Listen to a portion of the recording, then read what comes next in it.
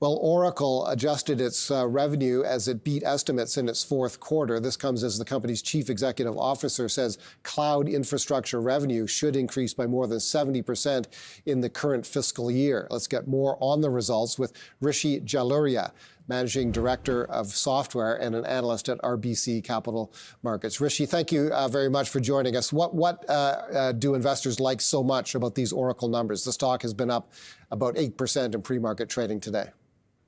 Yeah, and thanks so much for having me. Always a pleasure to be here on your show. Look, I think what people are excited about is really two things. Number one, it's you having accelerating or OCI or Oracle Cloud Infrastructure growth. That's the segment of their business that competes with Amazon Web Services, Microsoft Azure, Google Cloud.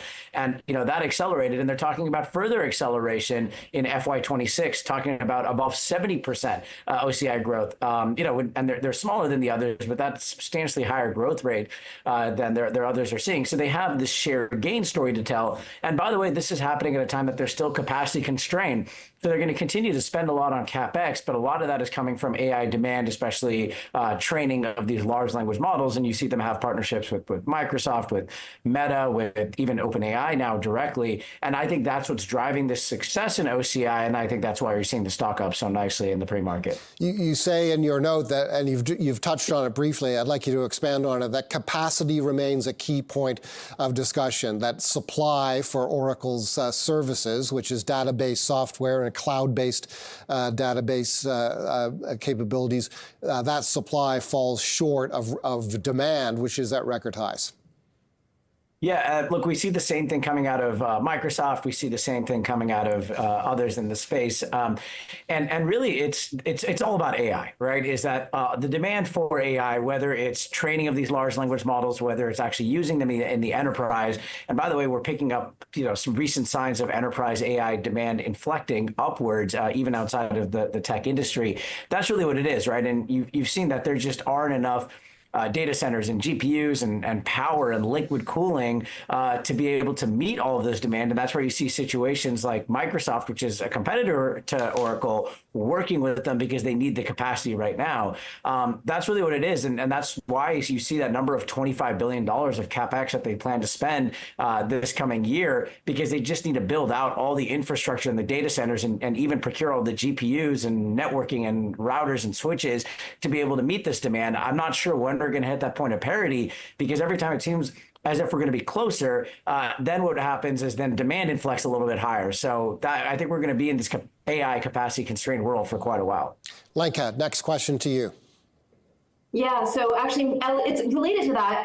As you might know, Rishi, we focus on sustainable investing. And so there was, I think it was a couple of weeks ago, the CEO of Oracle did a really nice talk about, basically the intersection between energy and AI. And basically her point at the time was to say that, basically the winner of AI today globally is going to be the country that has the access to the best and most reliable electricity infrastructure. And so I think it kind of fits into what you're saying about basically just, the capacity constraints on this industry due to AI. I'm wondering, do you have any insights on Oracle's plans to secure more? Because the CEO also mentioned being, I think, a big fan of renewable as a solution to this. How do you see the capacity constraints in terms of energy being a factor in Oracle's business?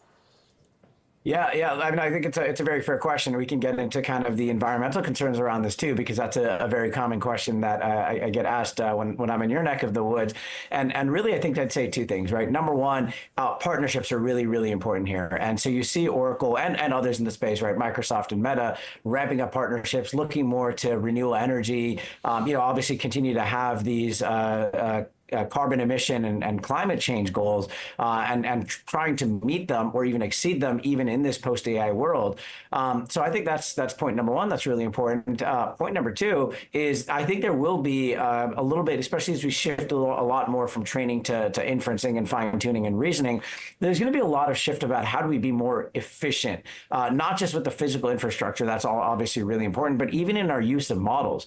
And when we use AI on a daily basis, because I truly believe believe, not only on the consumer side, but on the enterprise side, it'll be something that's going to just touch our daily lives, just like the internet or smartphones or cloud software does, all three of which we're using right now in this conversation.